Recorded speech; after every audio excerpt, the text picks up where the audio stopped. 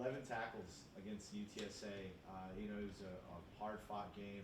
What was going right for you out there? I mean, just being in the right spot, making the razor tackles even when the runs broke. Like I still had to make the tackle be the last line of defense so that we bend don't break.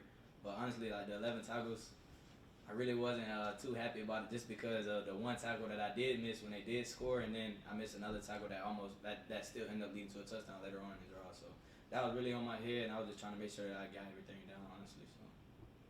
Yeah, that defense, especially on UTSA's last three possessions, right after you got to take back the lead, I believe it was a fourth down stop, a punt, and another fourth down stop. Especially after getting guys licks in the second half, like how were you able to kind of lock in and step up when the offense really needed y'all to?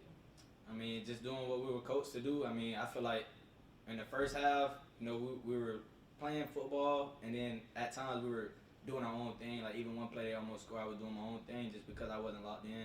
But when it came down to it, we seen that the offense went down and scored. We knew we had to get that win. There's no way we can go and lose at that point. And we were doing what we were taught. We were playing base football, and we just locked in and won. So it seems like everyone is like Ryan's just such a smart player. Like he knows everything. What kind of goes into like that? Being a smart player, like the study, like on the field. What kind of goes into being a smart player? Well, I mean, just like when I was growing up, I always had coaches that played college football. Some coaches that played in the NFL. So I've always like been a smart player. When growing up, I just always knew like the base coverages, cover 3, cover 4, even when I was only 8, 9, 10 years old. And now I done put watching film into it, certain formations and formation codes that tell which routes are coming or how the receivers are aligned. How the quarterback looks one way or looks the other way. Coach Dex, he does a really good job of like teaching us how to watch film, and I mean really all the coaches. So that's really all that goes into it. We have a game plan each week that we write down. We share with each other. We have coaches, players, Friday night before the game, and that just helps everybody. How did that extra work with Bo play a factor as well? I'm sure y'all are just sharing secrets as well out there. Hey, you do this. That's why I did this way. What is that like? I mean, it's good. Like I love having receivers in practice that can give me some good work. Even our scout team receivers, I mean, they are going 100%. Every play they're trying to make us fall, and that's what we need. Honestly, I feel like the tight ends this past week of work, like they were going full speed, getting me right, and the whole game I was going to tight end. So I mean, I think I locked in pretty well. So it was really good though having that. It's good having that in practice. Yeah, looking at this Arizona State, obviously playing them last year. What are you going to be expecting from the Sun Devils this Saturday? Well, actually, I didn't play last year because I was hurt. I got hurt the last year. I mean, the last play of UTSA last year. But being on the sideline, able to watch that game, we just, we got to do what we're taught. When we're in position to make the plays, we have to make the plays. That's all it is. And first thing first, we have to stop the run. I mean, the past 2 games, I was missing tackles, and we just got to get in the hole. We got to drive our feet, plus 2 mentality, and make the tackle and stop the run. That's really what it boils down to. What excites you the most about these environments, though? Nighttime, under the lights. I know it's like as a player, it must be dope. Yeah, I mean, that's all I've been dreaming for. That's the reason why I play college football. I mean, I just want to play football. I don't care about anything else other than playing football. I mean, I grew up watching football, nighttime games. I grew up in Gainesville, Florida. I mean, I seen the Gators play at night. I went to a couple games. That's all I've been dreaming of, playing under the lights. And especially in Arizona, we on grass now.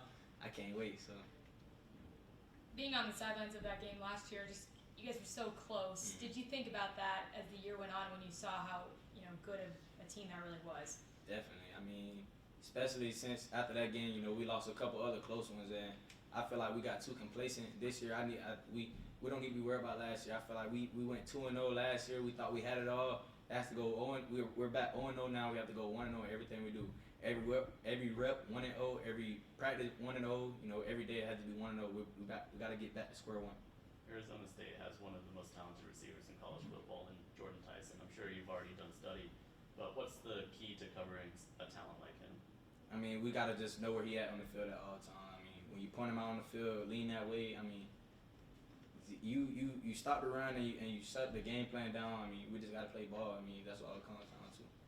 You talked about having to cover tight ends as well. What's the challenges with that, especially like last week against UTSA with Houston Thomas? He's 6'5", good guy. What are the challenges with your position having to guard that? Just anchoring down, being strong. I mean, every tight end gonna be bigger than me, taller than me, but I have to use my leverage, use my my speed advantage. knowing that they're not going to be able to run past me for real and get my hands on them messing up the time of the route. That's really all it comes down to. I think you're gonna have to do a lot of that this week against Arizona State. For sure. Kamari Terrell seemed to have a lot better week in week 2. What do you think he improved on personally from the week 1 to week 2? Communication. I mean, I was on his side most of the time, being able to, tell him what routes were coming. The first week, we didn't really do a good job of communicating, and this past week, he locked in practice using technique, and we communicated what routes were coming, what formation they were in, so that way he can know, ahead of time of what was going to come. How important is that communication going to be against Arizona State? Very important. The crowd gonna be loud. We just gotta communicate, make sure both the safeties on the same page, and when we're on the same page, the whole defense is good. So if we're all right, we're all wrong, we all right, and we just all gotta communicate. That's all. This game's going to start at 9:30 Central Time. Coach Kinney said that it won't be a problem for you guys. Do you feel like, are you awake and ready to play at 9:30? I'm ready.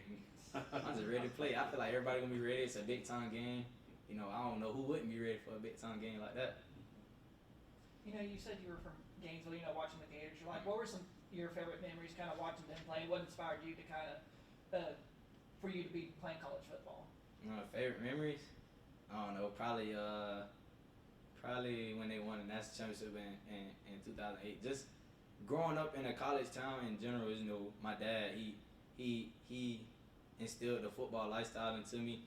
Everybody in my city, we all play football together, and a lot of people don't really make it out of Gainesville to go play college football. So that's all I want to do my whole life, and I'm just glad that I'm doing it right now. Were you surprised to see that South Florida beat Florida the other day? Yeah, I was, but Yeah.